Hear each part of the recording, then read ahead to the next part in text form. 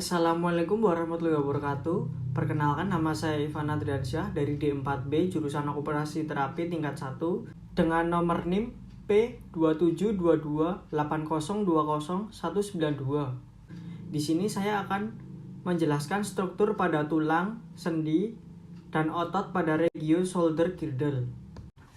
Baik, yang pertama kita akan membahas tentang tulang yang berada di regio shoulder girdle. Tulang yang berada di shoulder girdle terdiri dari 4 tulang, yaitu sepasang tulang scapula kiri dan kanan, dan sepasang tulang clavicula kanan dan kiri. Kemudian, fungsi dari tulang yang berada di daerah shoulder girdle sendiri yaitu sebagai pensupport tangan lengan atas dan lengan bagian bawah, kemudian sebagai tempat perlekatan otot gerak. Ini adalah contoh tulang clavicle.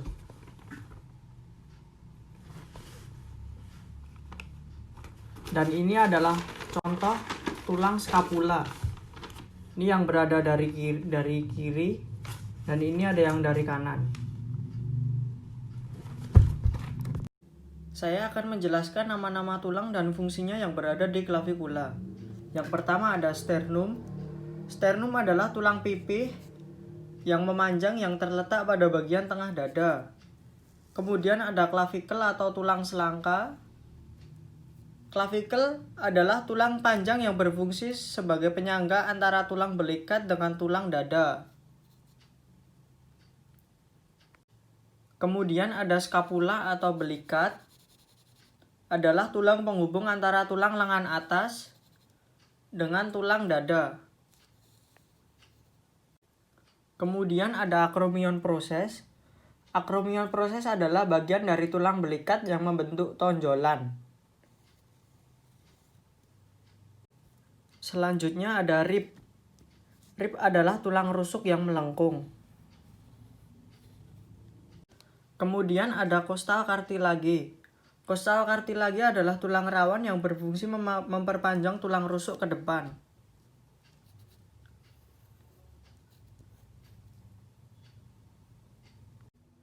Selanjutnya ada coracoid process. Coracoid process adalah tulang dengan struktur kecil seperti kait yang berfungsi untuk menstabilkan bahu. Selanjutnya ada glenoid cavity. Glenoid cavity yaitu bagian dari bahu. Ini adalah permukaan artikular piriform yang dangkal, yang terletak di sudut lateral scapula. Kemudian ada humerus atau tulang lengan atas yang terletak di antara bahu dan siku. Saya akan menunjukkan lebih detail tentang tulang clavicle. Di sini ada acromial end. Kemudian di sini ada sternal end.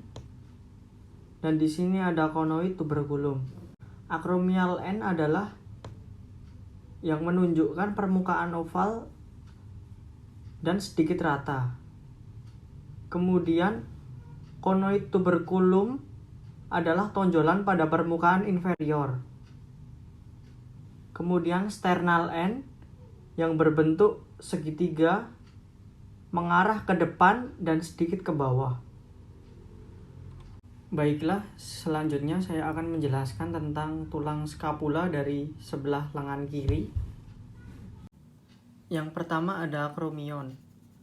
Acromion adalah bagian dari tulang belikat yang membentuk tonjolan dan akan bersendi dengan clavicula membentuk ligamentum acromioclavicular. Kemudian yang kedua ada coracoid process. Coracoid process adalah struktur kecil seperti kait yang berfungsi untuk menstabilkan bahu.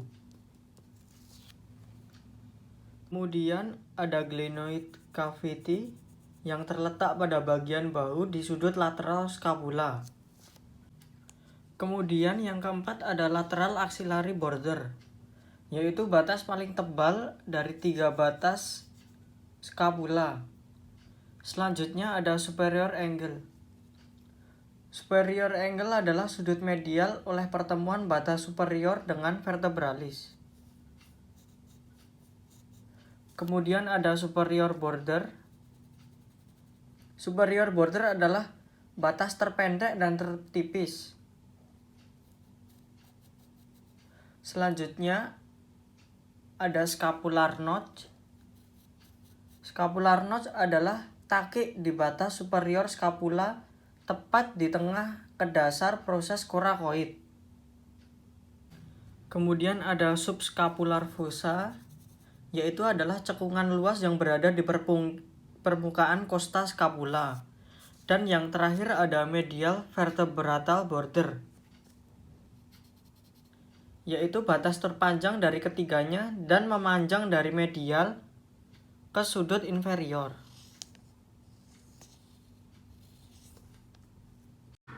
Baik, selanjutnya saya akan menjelaskan tentang tulang scapula dari sebelah kanan.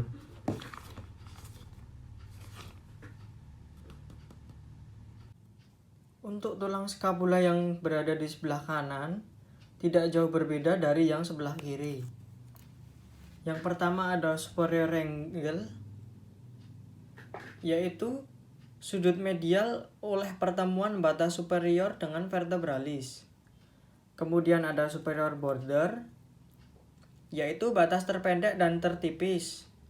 Selanjutnya ada scapular notch,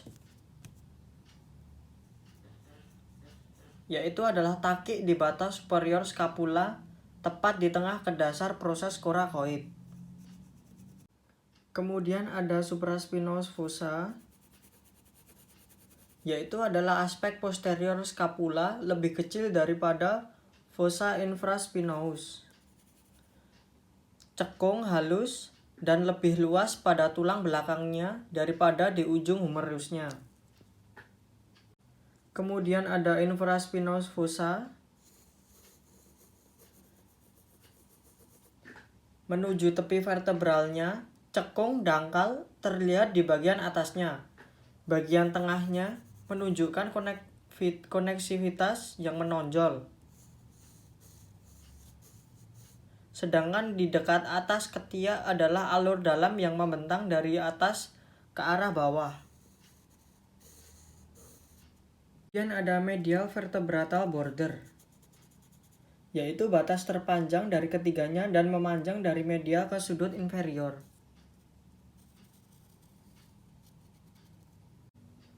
Kemudian ada acromion. Acromion adalah bagian dari tulang belikat yang membentuk tonjolan dan akan bersendi dengan clavicula membentuk ligamentum acromioclaviculare. Di sini agak sedikit menonjol. Coracoid process, yaitu struktur kecil seperti kait yang berfungsi untuk menstabilkan bahu. Selanjutnya ada spine. Spine adalah tulang yang menonjol yang melintasi 4/5 permukaan medial scapula. Di bagian atasnya memisahkan antara supraspinous fossa dengan infraspinous fossa.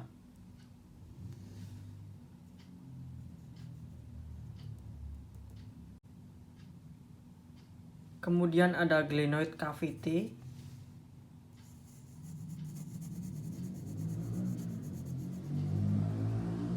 adalah bagian dari bahu.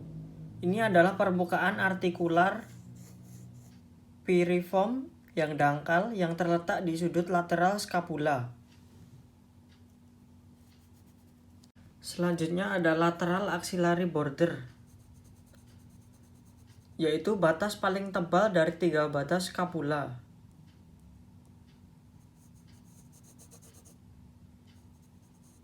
Kemudian ada inferior angle, dibentuk oleh penyatuan batas vertebral dan ketiak.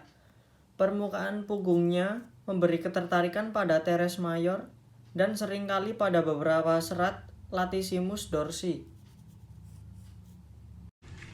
Baik, selanjutnya saya akan menjelaskan tentang otot yang berada di regio shoulder girdle.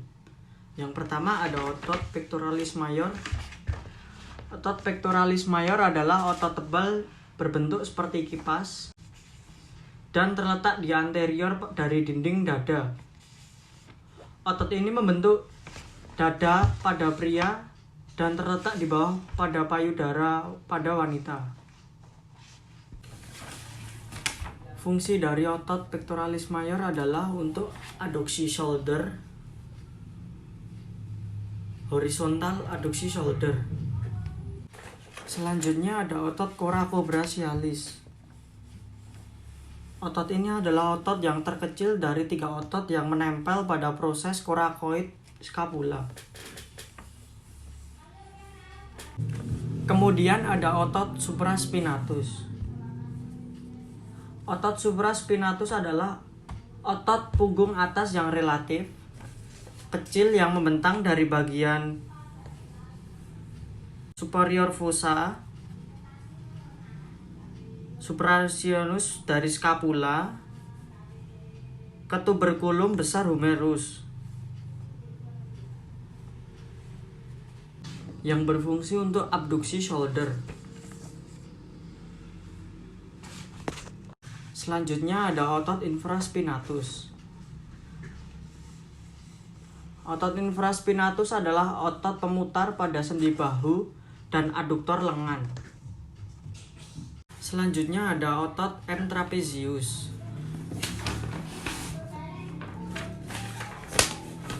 Otot trapezius adalah otot yang menyusun struktur pada punggung manusia. Selanjutnya yang terakhir ada otot subclavius.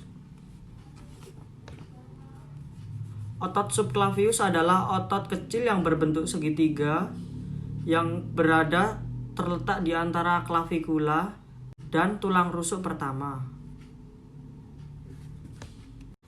Kemudian saya akan membahas tentang sendi yang berada di shoulder girdle. Terdapat 4 sendi yang berada di shoulder girdle. Yang pertama ada sendi sternoclavicular, kemudian ada sendi acromioclavicular, dan yang ketiga ada sendi glenohumeral, kemudian yang keempat atau terakhir ada sendi scapulothoracic. Baik, yang pertama ada sendi sternoclavicular, terbentuk oleh OS sternum, tepatnya pada insecura clavicularis dan OS clavicula pada ekstremitas sternalis.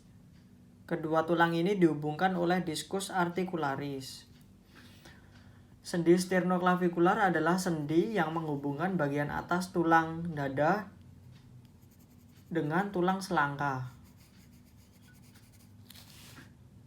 Ada 4 ligamen yang memperkuat sendi sternoclavicular, yaitu yang pertama ada ligamen sternoclavicular anterior, yang kedua ada ligamen sternoclavicular posterior, yang ketiga ada ligamen interclavicularis, dan yang keempat ada ligamen costoclavicularis.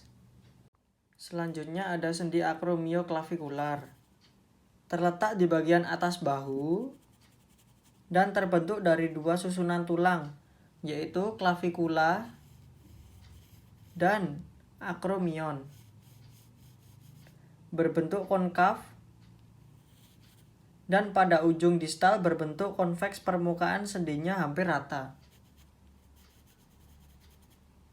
Gerakan sendi acromioclavicular adalah protraksi, retraksi, dan rotasi saat gerakan rotasi scapula.